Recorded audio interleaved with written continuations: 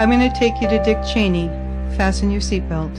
And this is going to absolutely blow you away. I would like you, if you can do this on your computer, to go to methodicaldeception.com. And when you open that up, on the navigation bar, you'll see where it says resources. And you'll want to click on that resources.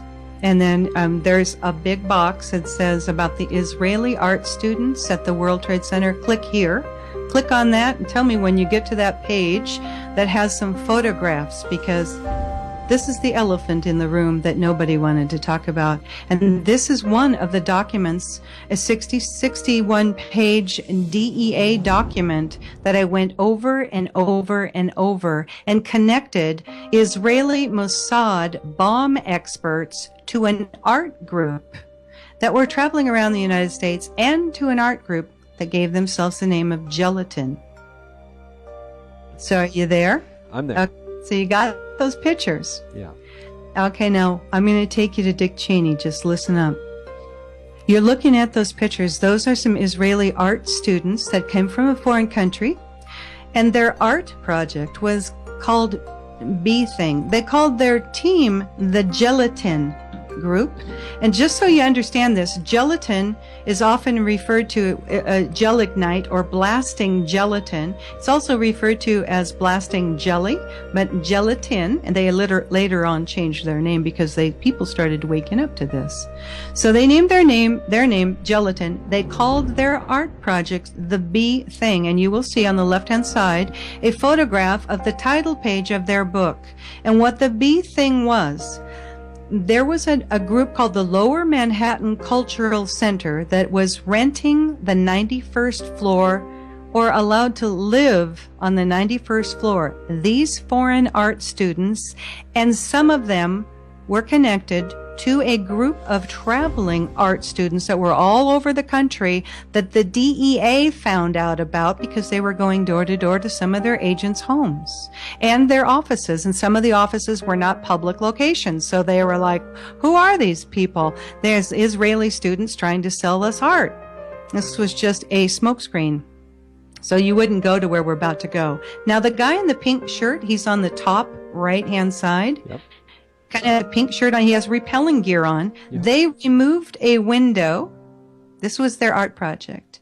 They put a wooden balcony out, and they had photographs taken via a helicopter that was rented by their sponsor from the Lower Manhattan Cultural Center. And that particular gentleman also had a big party to celebrate this event, and he rented part of the top floors of the Millennium Hotel. You'll remember that from 9/11, and who was there, the Bush relative, and took pictures and had a big champagne party watching this. Okay, look behind the gentleman in the pink shirt.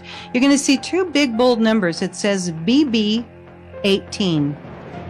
Those are fuse holders. Now look at all three pictures and look at how many boxes of plastic fuse holders that can be used for remote control demolition. And ask yourself, why would art students from Israel and Austria be having thousands of fuse holders? This building was built in the early 1970s. They weren't electricians. They weren't redoing all of the electricity in that building. You know, think about this. Okay, so I get this book out, I'm waiting for my shipment of books to show up, and I literally had a voice say to me, look into this. Those fuses, by the way, come from a company called Littel Fuse, Littel Fuse Company. They're located in Chicago. And some little voice said to me, take a look into this Littel Fuse Company, where all of those fuse holders behind those artists are. And now some of those artists are guaranteed Mossad bomb experts. And that's in the DEA document that you can read. So I find out that Littel Company is a subsidiary of a corporation called Tracor, Tracor. Now, Tracor, they went bankrupt and split their company. They were a government contractor. They split them off into Tracor Aviation, Littel Fuse, and Tracor Defense Holdings. They're based in Austin, Texas. They were bought out by Westmark Systems. Bobby Ray Inman was the chairman of the Westmark at a point.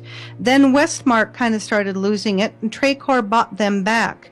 Tracor bought out a company called Vitro, which used to be the Kellex Company.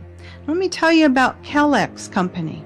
The Kellex Corporation was a wholly owned subsidiary of M.W. Kellogg, as in cereal, you know that guy, Kellogg Company.